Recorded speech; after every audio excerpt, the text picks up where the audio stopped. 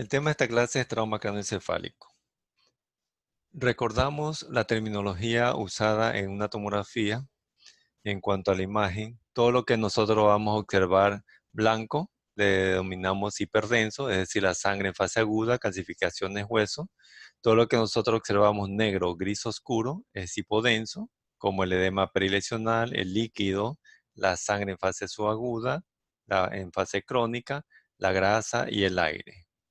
Todo lo que nosotros observamos como un gris neutro, parecido a la sustancia blanca cerebral, le decimos isodenso. De pronto el término isodenso también es para comparar la densidad de una estructura patológica o de una lesión con la densidad de una estructura anatómica normal.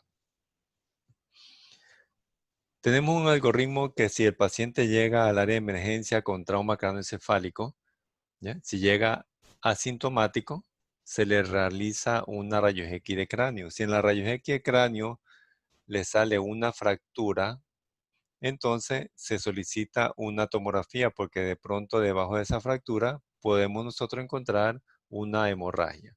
Pero si en la rayos X de cráneo no le sale fractura, entonces se irá a la casa bajo vigilancia ambulatoria.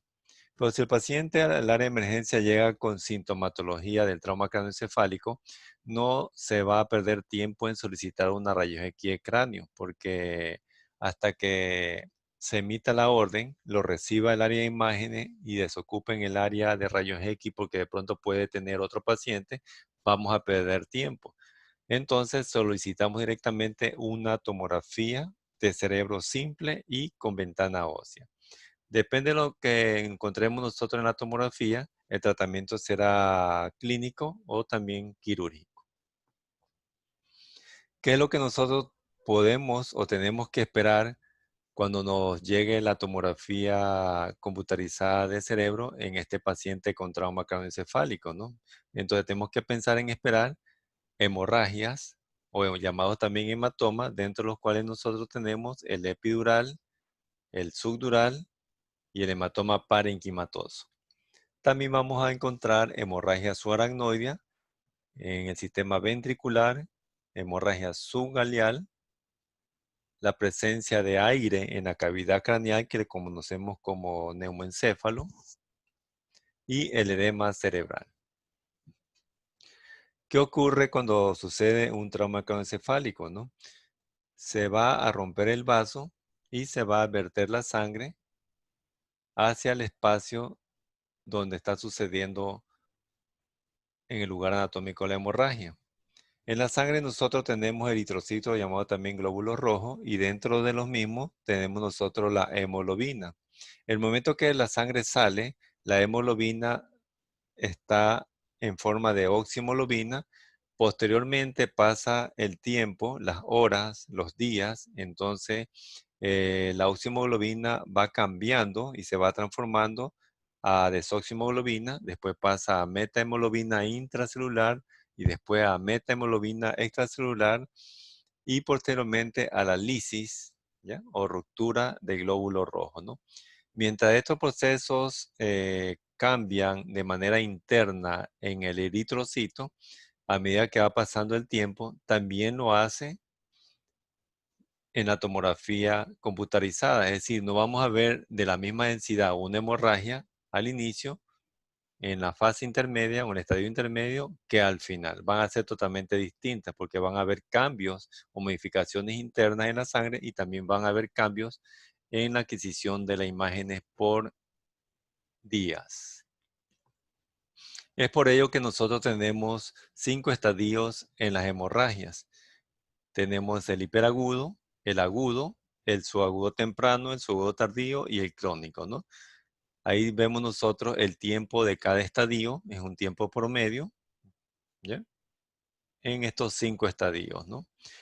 Pero estos estadios nosotros los vamos a estudiar mejor en una resonancia magnética porque este examen es más sensible para visualizar estos estadios. En cambio, en tomografía solo vamos a estudiar el estadio agudo, subagudo y crónico, ¿no? Esos 3 estadios vamos a verlos nosotros en tomografía computarizada de cerebro.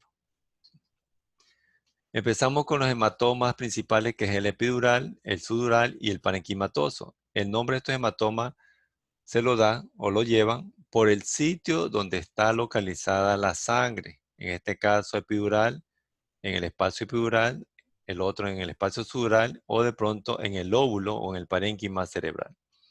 El comportamiento de estos hematomas en tomografía depende del estadio. Nosotros lo podemos ver hiperdenso, es decir, de color blanco en el estadio agudo, isodenso, es decir, de color gris en estadio subagudo, o hipodenso, es decir, crónico, ¿ya? Es de color negro, ¿no? También vamos a tener nosotros el efecto de masa, porque están ocupando espacio en la cavidad craneal.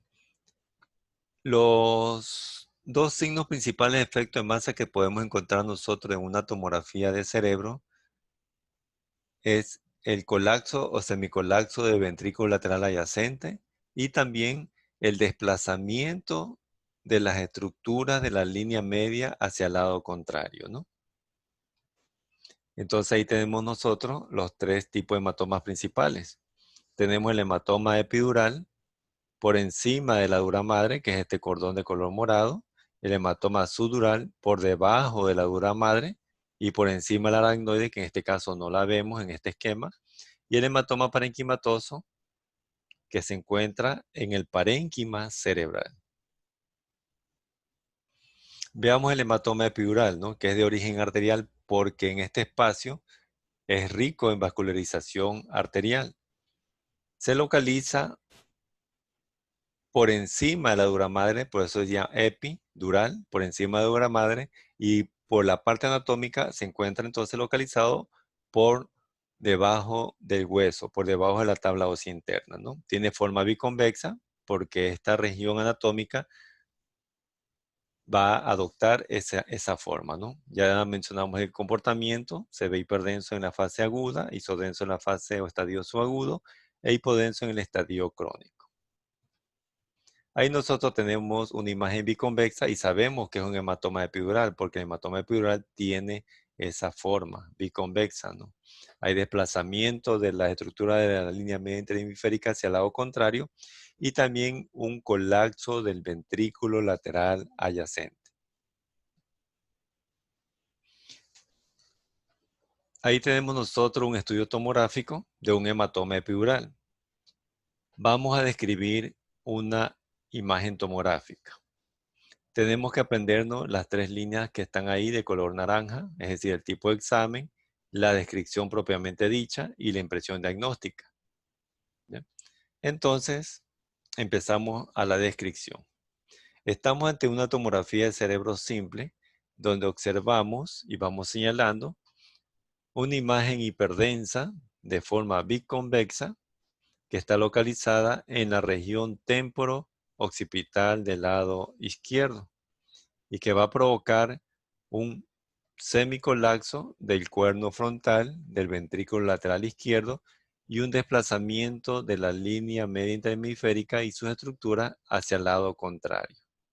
Entonces, nuestra impresión diagnóstica sería hematoma epidural agudo temporo-occipital izquierdo. Ahí estamos ante otra tomografía del cerebro simple, donde nos encontramos y observamos una imagen biconvexa hiperdensa localizada en la región temporal y también un poco parietal del lado derecho y la señalamos, ¿no? Desde el borde interno del hematoma y tenemos acá el borde externo de este hematoma, ¿no? Que provoca colapso del cuerno frontal del ventrículo lateral derecho y desplazamiento de las estructuras de la línea media hacia el lado contrario. Entonces, como diagnóstico tenemos un hematoma epidural agudo temporo-parietal del lado derecho. Con la misma descripción, ¿no? Encontramos ahí una imagen hiperdensa de forma biconvexa localizada en la región parietal del lado derecho, que es la que nosotros señalamos en este momento, que desplaza la línea hemisférica hacia el lado contrario y corresponde a un hematoma epidural agudo parietal del lado derecho. En esta tomografía de cerebro simple observamos una imagen en forma biconvexa, ¿ya?, que es isodensa a la sustancia blanca, es decir, es gris, ¿ya? Isodensa a la sustancia blanca, localizada en la región frontoparietal del lado izquierdo.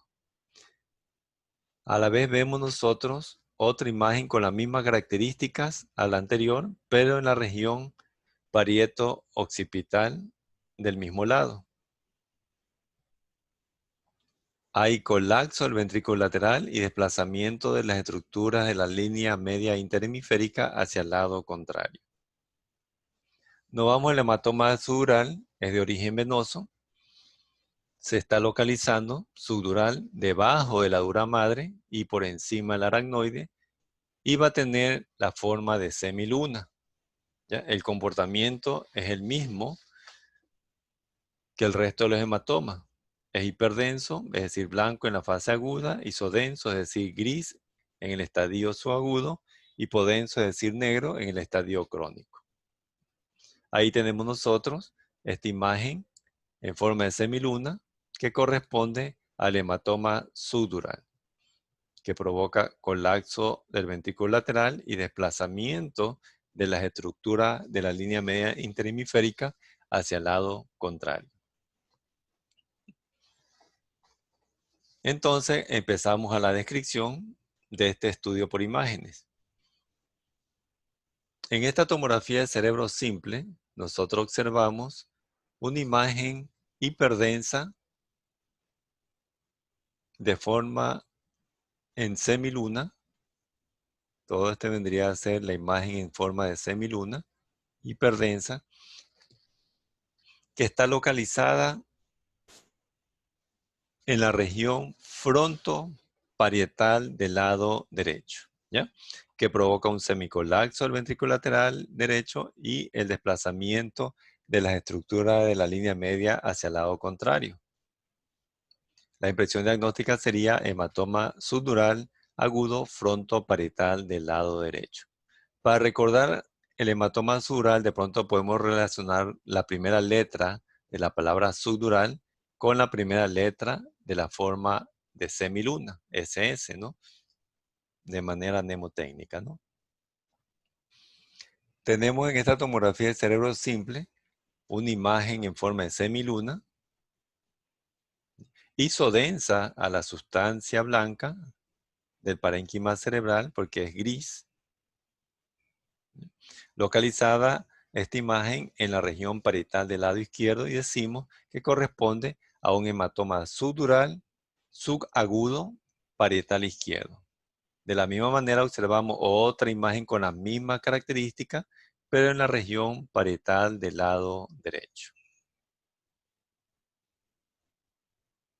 Aquí en esta tomografía de cerebro simple, nosotros observamos una imagen en forma de semiluna, hipodensa, se ve en negro, es hipodensa, localizada en la región parietal del lado izquierdo. Entonces decimos con impresión diagnóstica que es un hematoma subdural crónico parietal izquierdo.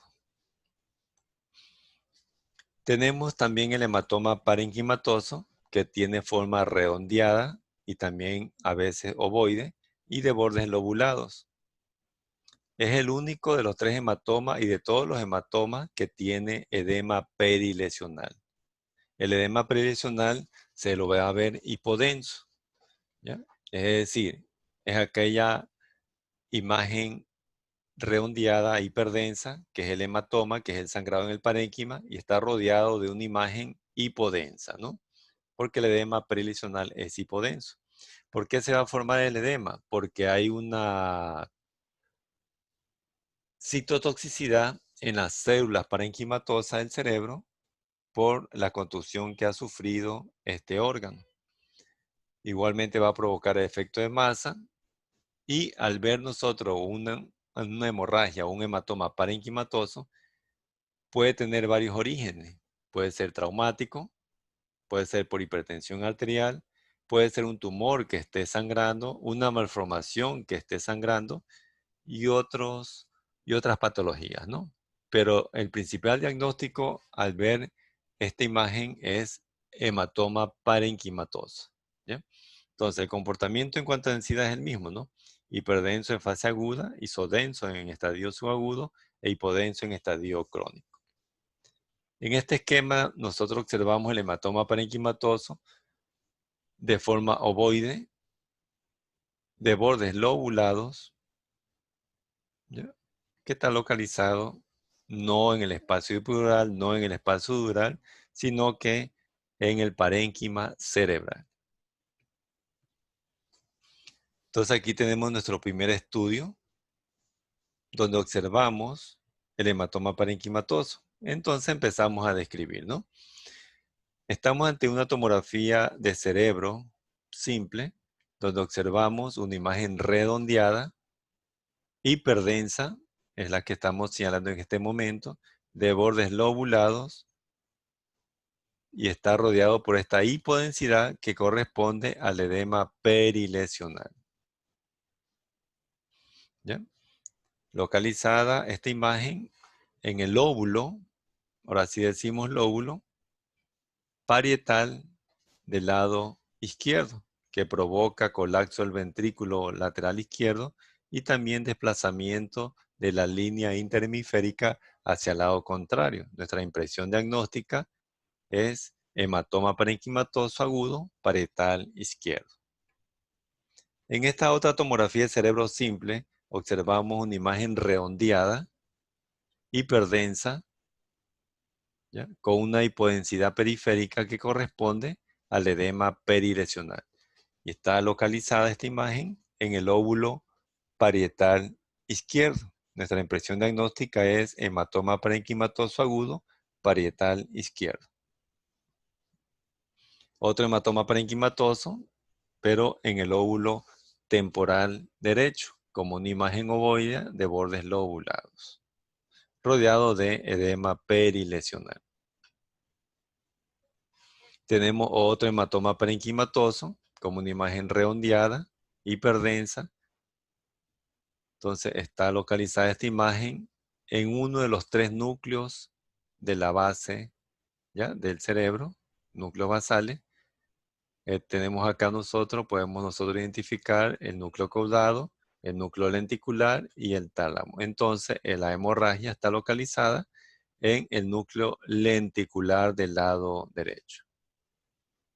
Otra hemorragia en los núcleos basales, pero no podemos nosotros individualizar en qué núcleo basal se encuentra, sino que decimos en los núcleos basales del lado izquierdo, ¿no?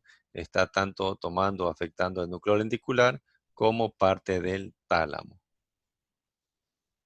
Entonces tenemos como resumen nuestros tres tipos de hematoma y vamos a identificarlo por la forma que tienen, ¿no?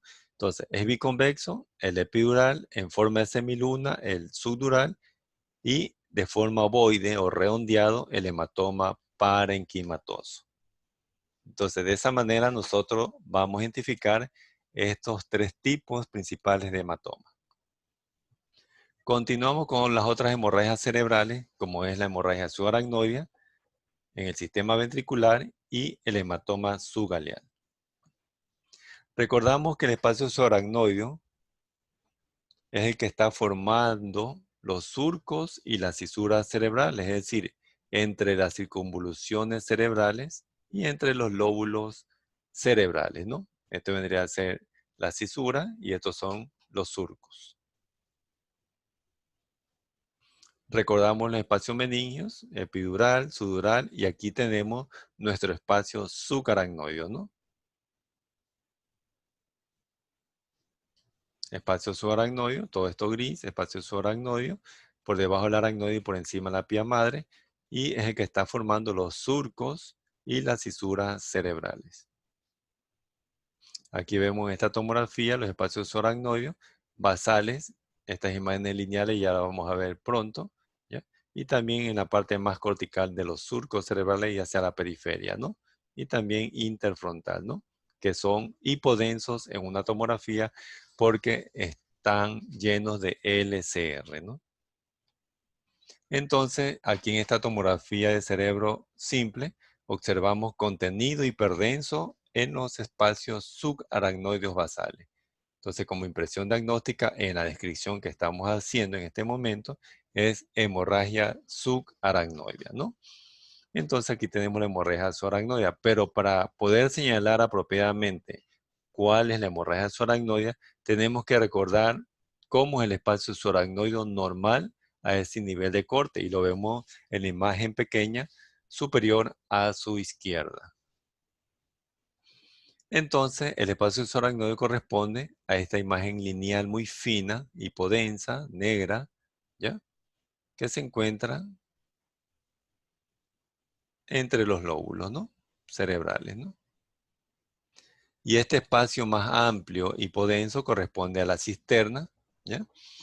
Por debajo está la supracelular y también la cisterna supraquiasmática, ¿no?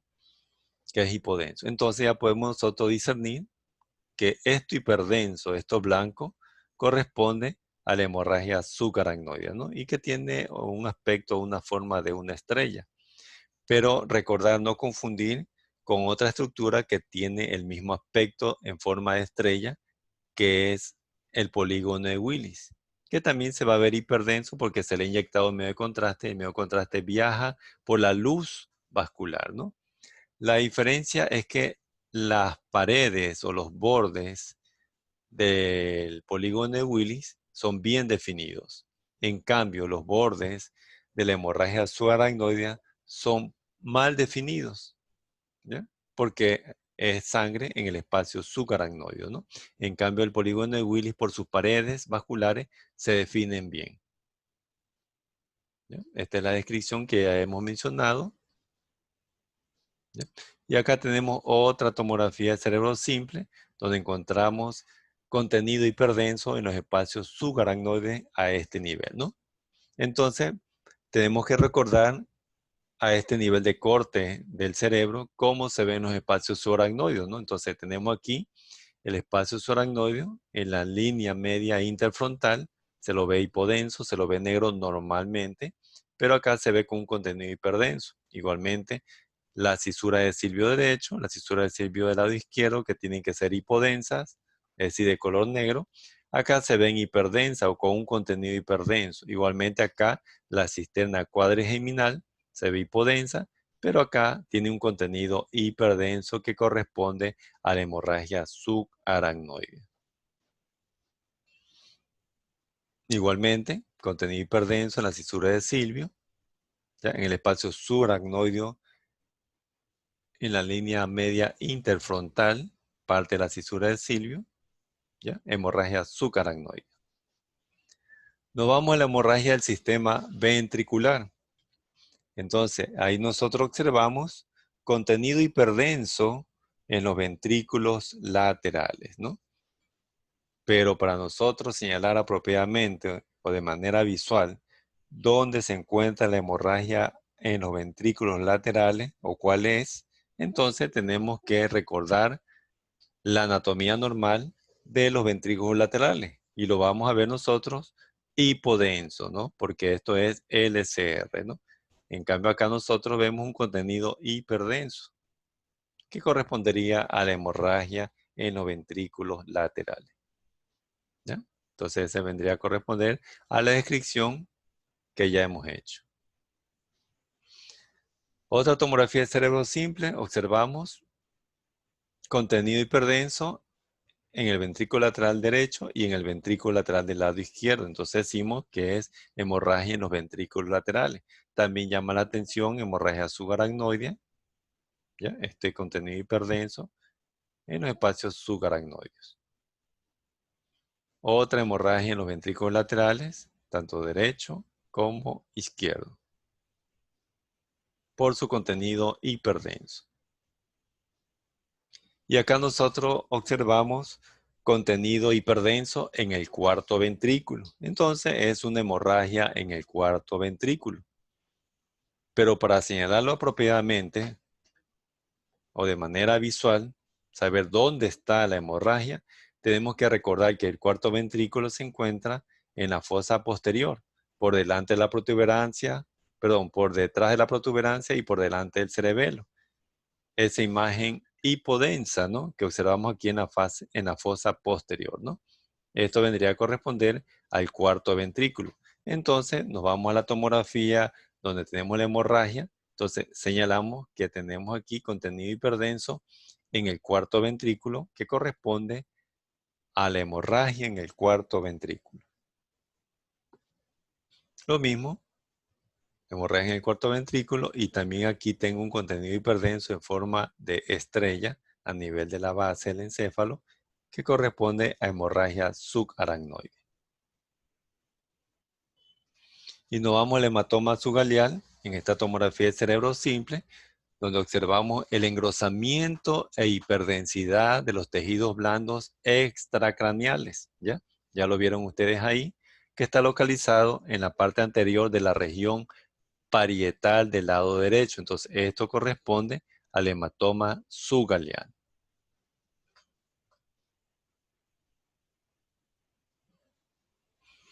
También podemos encontrarnos con el edema cerebral, ¿ya?, donde nosotros observamos fisiopatológicamente vasodilatación, ¿ya? Entonces, el cerebro vamos a ver aumentado de volumen, ¿ya?, fisiopatológicamente con bastante cantidad de líquido, por eso se llama edema.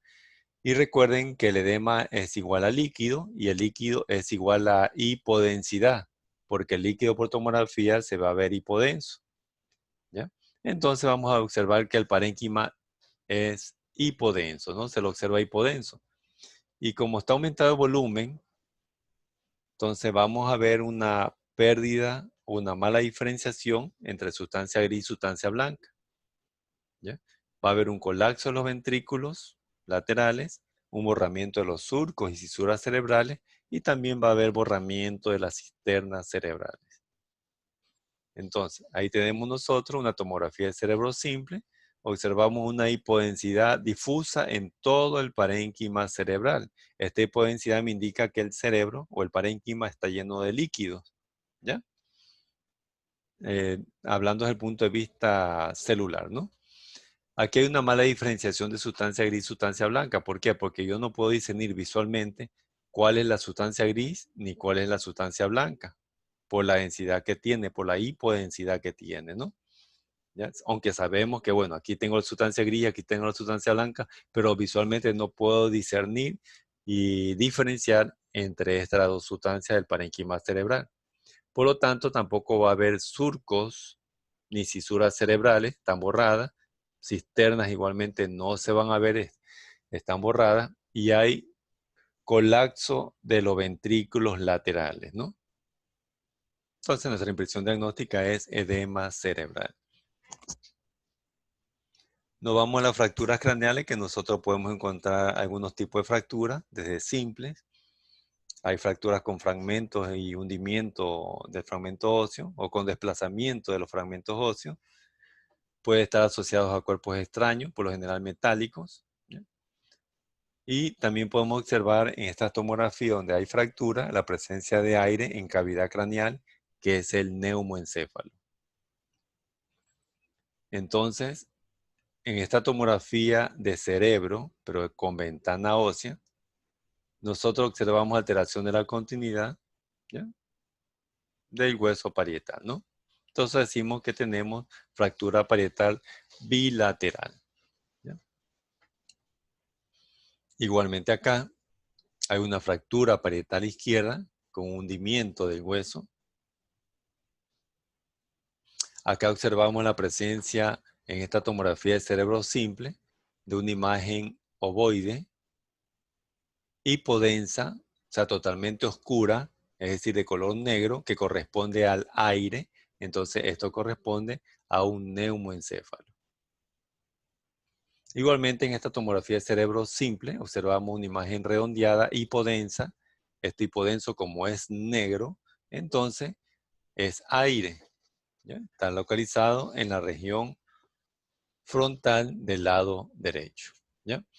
Por lo general, el neumoencéfalo lo vamos a encontrar arriba de la imagen, sea, de esta imagen, o en la región anterior de la cavidad craneal. ¿Por qué? Porque el paciente está en decúbito dorsal en el momento que se realiza la tomografía y por ende el aire tiende a ascender, ¿no? Tampoco tenemos que confundirnos con otra presencia de aire, otra imagen aérea, ¿ya? Que se encuentra acá en la parte anterior en el hueso frontal, que es el seno frontal. No podemos confundirnos con el neumoencéfalo, porque el aire del seno frontal está inmerso en el hueso, es decir, que está rodeado de hueso. En cambio, el neumoencéfalo está metido en la cavidad craneal. Resumiendo, los hallazgos que nosotros podemos encontrar en un trauma craneoencefálico son los siguientes. El hematoma epidural, y lo señalamos, el hematoma subdural, el hematoma parenquimatoso, la hemorragia ventricular, en este caso en los ventrículos laterales, hemorragia subaracnoidea y el hematoma subgaleano. Entonces, son 6 tipos de hemorragias comunes que nosotros nos podemos encontrar y que podemos nosotros fácilmente identificar. ¿Por qué? Porque cada una de estas hemorragias o estos hematomas tienen sus características propias. No podemos confundirnos un hematoma epidural de un subdural, ni mucho menos de un parenquimatoso. Se distingue por la forma que tienen, ¿ya? Y tampoco podemos confundirnos del resto de hemorragia, porque cada hemorragia tiene características propias de manera visual en la tomografía computarizada del cerebro. También tenemos el edema cerebral, las fracturas del hueso craneal y la presencia de neumoencéfalo, ¿ya? Entonces, cada patología tiene características propias, ¿no? Entonces, con eso nosotros terminamos el tema de trauma craneoencefálico observado por tomografía cerebral o tomografía de cráneo, ¿no?